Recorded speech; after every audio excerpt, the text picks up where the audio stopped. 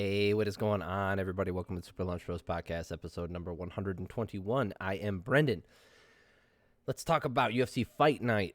Amanda Lemos versus Jessica Andrade. And the quickness at which that fight ended. Good grief. We're going to go over, this is just the main card, and then I have a second video going over the prelims. So I'm going to keep this relatively short. I am very stuffy. I feel like crap. And I'm not going to go into depth as much as I have. Plus, I've made a lot of videos already this weekend. If you're looking for the Bellator ones, I already got those up. If you're looking for the Tyson Fury one, I already got that up. So, before we get started, if you do like MMA, if you like talking about MMA, if you like listening to people talk about MMA, please subscribe to the channel because I talk about MMA all the time, and that way you'll know when the next video comes out. And if you do like this video, please click the like button. I'd really appreciate it. Moving on, let's go here. So, main event here, Amanda Lemos versus Jessica Andrade. Lemos with the crisp striking, and no, I'm just kidding. It ended really quick. Not much going on. Lemos landed a couple leg kicks, but really, story of the fight, Andrade, bulldozed her way in, got into a standing arm triangle and finish, and that was it. I mean, I don't know what else to say. We don't have to look at striking numbers because there weren't many. There weren't many strikes. And, this is unfortunate because, we don't get any fresh matchups. And I know they're going to be like, oh, well, Jessica Andrade, like, look at her rankings, and she's this and that. I mean, yeah, she's the ranked number 1 in flyweight, but she got destroyed by Shevchenko. She also, she was getting beat by Namajunas before dumping Namajunas on her head. In a technique at the time, I'm not upset about it. It's fine. She legitimately got the belt, but there was some discussion of whether or not it was an illegal, an illegal pile drive, right? You're not allowed to drive someone on their head like that. But because Namajunas was off to the side and holding onto an arm, it fell in it. And then, she got knocked out in the first round by Wiley. How is she going to fit into this? Make her fight Mackenzie Dern. Why don't we just do that? Huh? Make her fight Mackenzie Dern. I think that's the most interesting matchup we can do. You want to test Mackenzie Dern and stop giving her fluffy fights to where she barely skates by, because she did a couple weeks ago against Tecia Torres in a fight I thought she lost. Fine. Give her Jessica Andrade. Right? You want to make sure Andrade can still handle people? Give her this up-and-comer that everybody's talking about, Have her destroy another fresh matchup. As you can tell, I'm not happy about this win because, what is Andrade what are they going to do with this chick? What are they going to do with her? You're going to keep, she should be fighting people like Carla Esparza or Marina Rodriguez. Women who have been in these divisions for a while. Have her refight. I don't know. I don't know. What's next for her? Fighting for the title? She can't fight for the title. She's going to fight for a title at flyweight. She got wrecked. She can fight for a title at strawweight. This is her first fight at strawweight in 2 years. I mean, what the hell? Now you just threw her in there. So yeah, I don't want to see her against Tecia Torres or Amanda Ribas. No. Put her in against Mackenzie Dern. Carla Esparza needs to fight for a title. She's actually been in the same, the correct division, fighting people in the correct weight class. So give her the title shot. Good grief. All right, and then my childhood got shit on, so wasn't in the greatest mood for this. Clay Guida just got caught in a knee bar. There was Clay Guida was caught in and out of submissions. Claudio Puelles was doing good work as far as rotating through submissions and submission attempts and grappling and stuff like that. But it is what it is. I was rooting for Clay Guida. He didn't get the win. Oh, well. All right. Moving on. Macy Barber. Macy Barber, called The Future. Still. Is the future here yet? Because that's a really bad nickname. Just like Stephen Wonderboy Thompson. Wonder Man, right? Anyway, against Montana De La Rosa. So This was a grapple fest of a round. De La Rosa was doing okay. Macy landing the big shots and doing more damage. I gave the first round to Macy Barber. Montana screwed up on her back. She had back mount and doing like a decent back position and ended up on bottom attempting BS submissions and she gave round 2 to Barber. She could have won round 2. And then the clinch work was really painful to watch in the third round. Montana De La Rosa is so bad at digging under hooks and using them. Barber just took that last round. I gave her a shutout, and so did the judges here. You look at the striking numbers. I mean, this card was, it had its exciting moments, but there was nothing in between. There wasn't like a highly skilled fight that went the distance. It was either like snooze fest or knockouts, right? There was nothing in between. All right. And so and here's the thing is like that gives me so little to talk about here. Cause like this one, Lando Venata versus Charles Jourdain, right?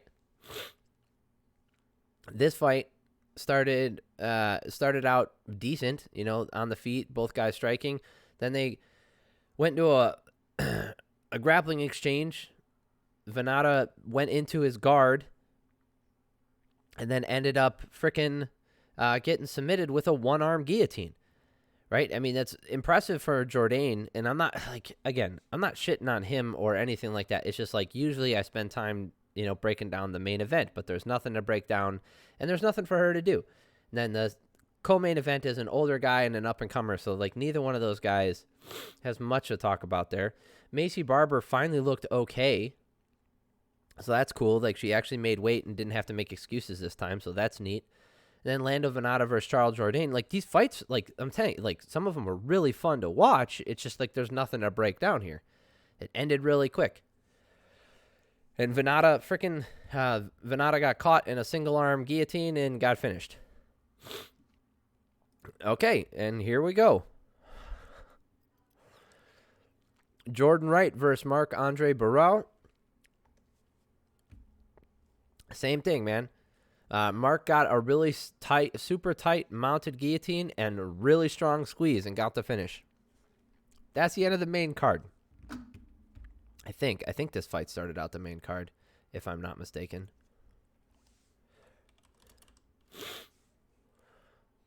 I could be mistaken. I thought this was the first fight on the main card. Yeah, it was. Yeah. I mean, this fight was, went longer. The first two fights on the main card both went about the same distance. They both ended around 2.5 minutes, 2.5 minutes in. The main event ended 2 minutes into the fight. This co-main event ended 2 minutes into the fight. That's what I'm saying. It's like there was nothing to break down. There was no whole first round, back and forth, none of that stuff. And then you had like the snooze fest with Barber and De La Rosa. Honestly, the prelims were more fun. The prelims actually had some like back and forth stuff, some stuff that went the distance, and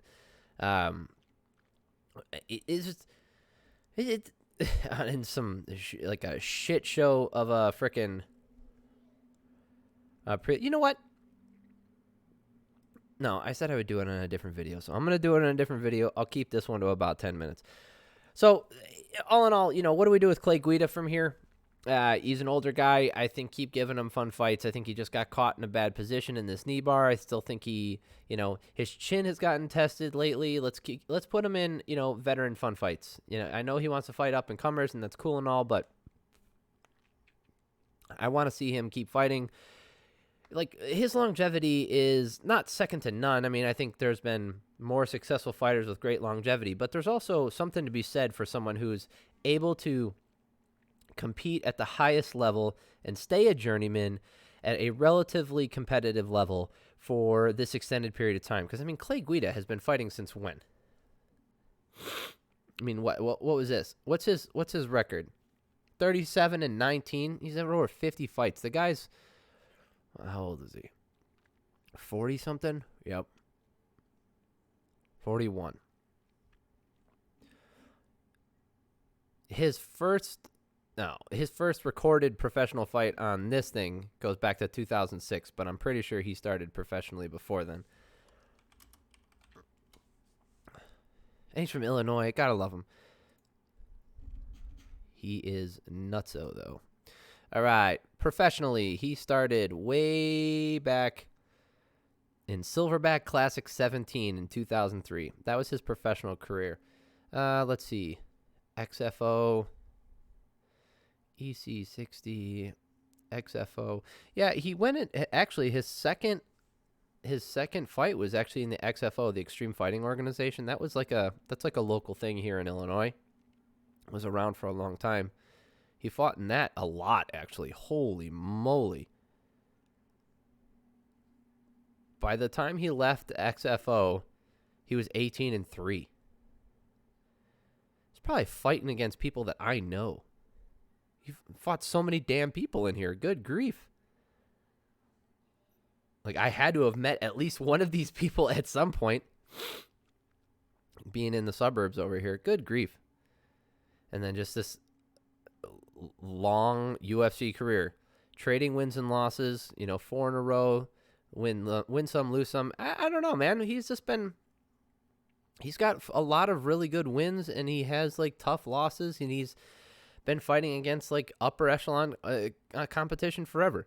I mean, he's a Hall of Famer for sure. He really is. He's been fighting ever since I can remember, obviously. But he's like a staple. He's a UFC staple. Right?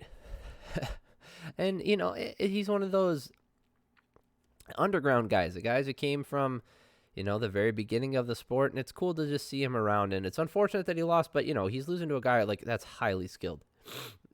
Taking nothing away from Claudio. He did what he had to do, and he looked great doing it. As far as the main event goes, Jessica Andrade, I don't know. Like I said, I don't want to see her fight for a title again. She needs to get like 3 more wins before I put her in the title picture. It's stupid. Right? She's bouncing back and forth between weight classes. She has no drawing power. Like, no one's tuning in to watch her. If you looked at the numbers on this card was kind of a stinker. I bet you the viewing numbers are horrible. All right. On that dour note, we're going to end it there. So if you made it all the way through this, you're awesome. Love you. I appreciate it. If you do hit that subscribe button, it means a lot because it lets me know that you guys actually watch these videos and that you're interested in the content that I'm putting out. And it helps me tailor my content to things that you guys are actually interested in. I.e., I have noticed that the shorter videos tend to do better. So I've been keeping to this shorter format. Now, this is even an abbreviated version of that because of the sinus issues that I'm having. But yeah, I really appreciate it. It means a lot to me. Thank you guys so much for watching, and I hope you all have an awesome week. Love y'all.